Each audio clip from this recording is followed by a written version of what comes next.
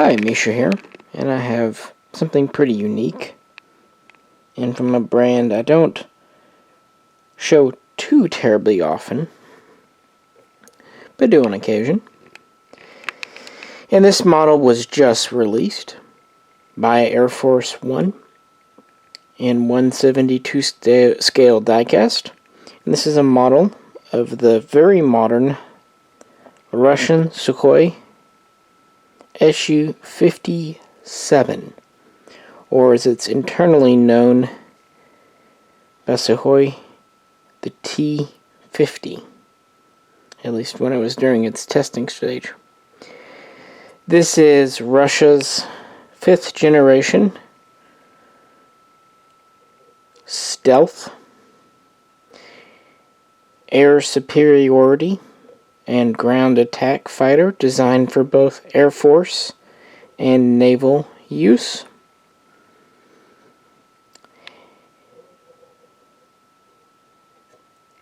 And it has been in development for a number of years and actually just went into serial production this year, 2019.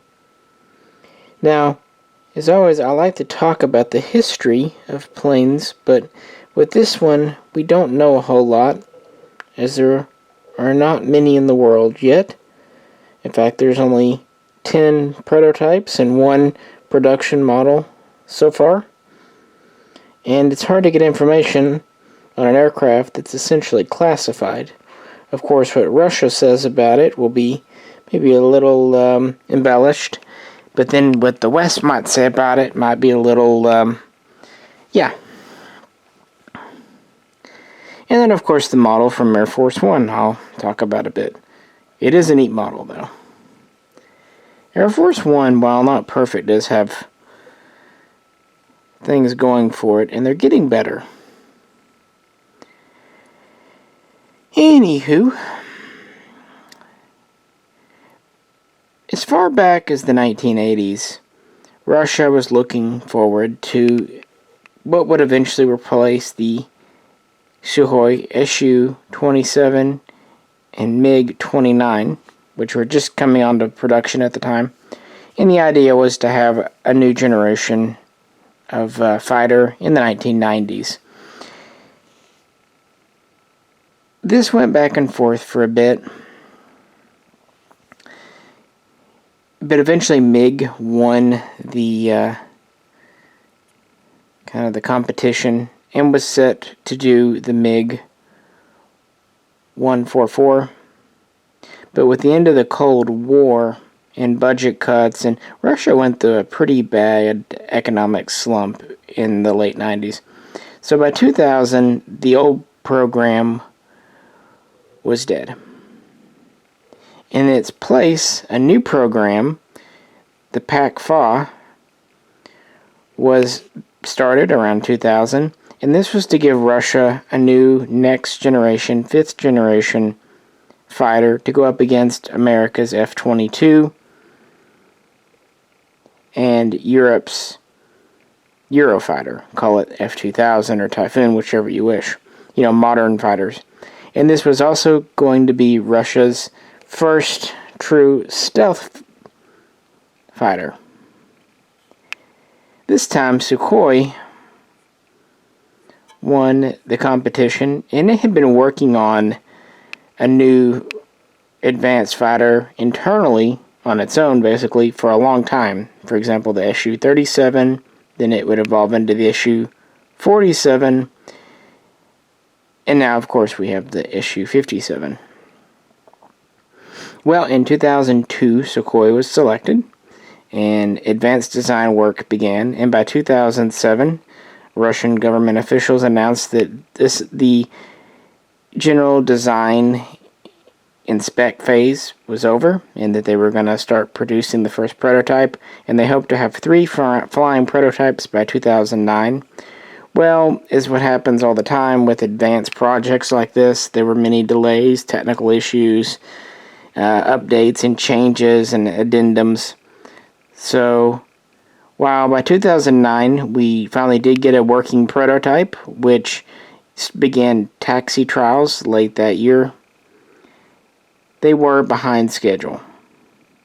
but they kind of finalized what they wanted to do, and in January of 2010, the first prototype, T-50-1, flew, and it would soon be joined by other prototypes. By 2013, we would have 5 flyable prototypes. It's also worth noting that in 2010, India became involved, donating money and whatnot, with the idea of having a variant for themselves. Now, to be fair, India has used Sukhois in the past and uses Sukhois today, so the partnership makes sense. But in 2013, India dropped out because the program just wasn't going the direction they wanted. The initial target date to have these in production was 2016, but again, budget cuts and delays. Also, originally Russia was going to buy 150, then this number was cut down to 55, and then eventually down to 12. Now, part of the reason for the decrease need is the quite excellent Sukhoi SU-57, which I have shown in past videos and I do plan to revisit. But what happened, quite a bit of the technology being worked on for the 57 ended up in the 35. For example, the engines, also parts of the avionics, electronics, computers, the thrust vectoring, and all that. So the thing is, the SU-35 kind of ended up being most of what they were looking for. It just wasn't fully stealth and all that, but they've kind of relied on it. Therefore, they just wanted to buy 12 of these to have some stealth fighters on hand, and to be fair, bragging rights, and because they were that far. Well, time goes by, 2017, 2018, contracts are signed, serial production is set to begin in 2019. Then May of this year, Vladimir Putin announced that instead of going with 12, Russia would buy 76 SU-57s. Of course, this after more adversarial posturing between the West and the East. And these planes were to be delivered over the next 9 years, with the final ones delivered in 2028. Who knows if this will actually happen, but that's the plan. In June, contracts were signed, and in July, the first serial production model was being manufactured with scheduled delivery for this year. And the second production model is scheduled to be delivered next year. So what do we have? What makes this special?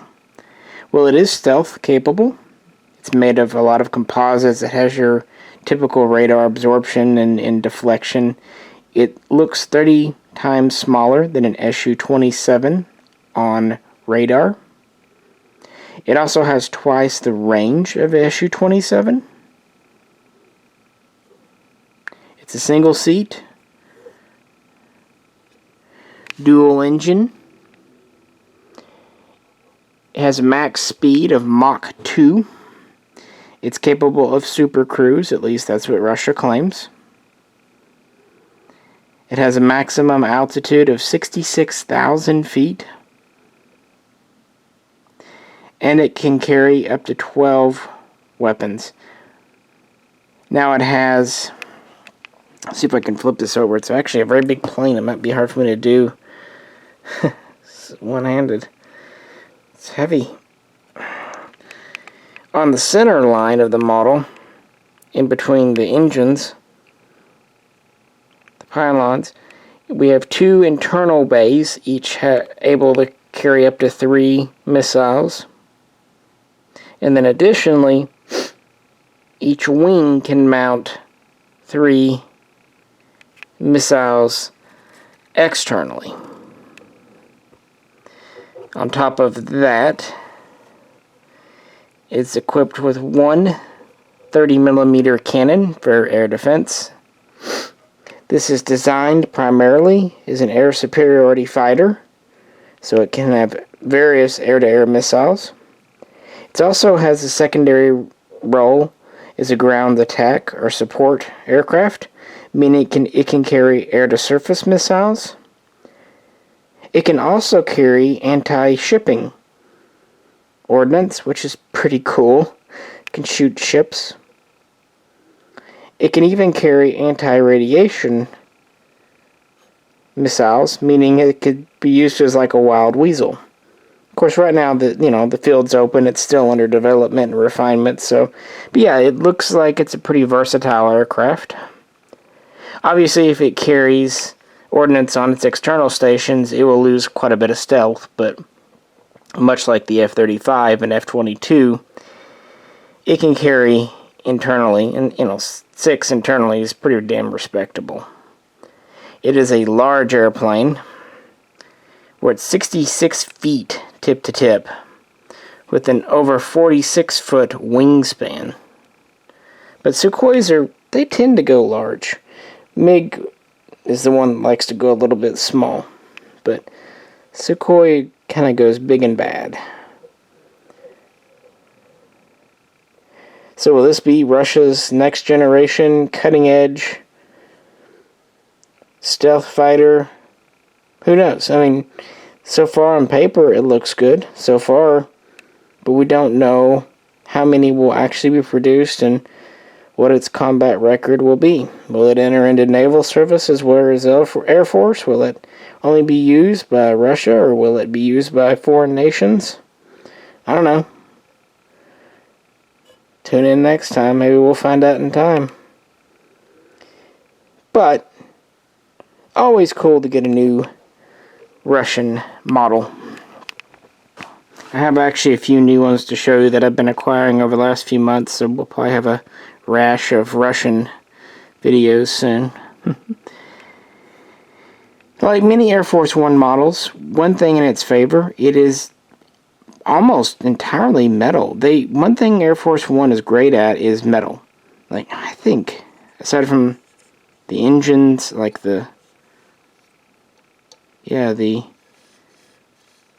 verticals are metal, the horizontals are metal, the entire wing is metal. Obviously the cockpit is not metal. Yeah, transparent aluminum, like in Star Trek. I think even the nose. Yeah, even the nose is metal. So really the only plastic on it are a few small details like the engine nozzles. And of course the door for the landing gear. This can be displayed with gear up or down. It can also be displayed with weapons bays open or closed. They don't open on hinges. They just, you plug in parts like you would on, say, a Hobby Master. So those parts are plastic. But other than that, it's a hefty, hefty model. It's wide and long, but it's a relatively thin airplane. And that shows up well. I'm sure part of that's to do with being stealth. We do have a crew figure, although I don't believe the canopy opens. They typically don't on Air Force Ones. It does come with a very nice stand. I think Air Force One are among the best stands out there. They're all metal. They plug into the plane very securely. And the stand, the stem, and the base are held together with a big screw versus just being slotted together. The only gripe about Air Force One stands is that they set the plane very high, which means unless you have very tall shelves, it's not going to work too well. But other than that, yeah. Something the Air Force One does that's not the best. Hobby Master typically, for their screws, they'll put plugs over them to try to hide the screws, meaning at the very most you just see a little circle. Air Force One has exposed screws. In the past, they've used little black screws that I'm told stand out quite well. At least on this model, and hopefully future models, they painted the screws to match so they don't jump out at you near as badly. Again, so I'm told.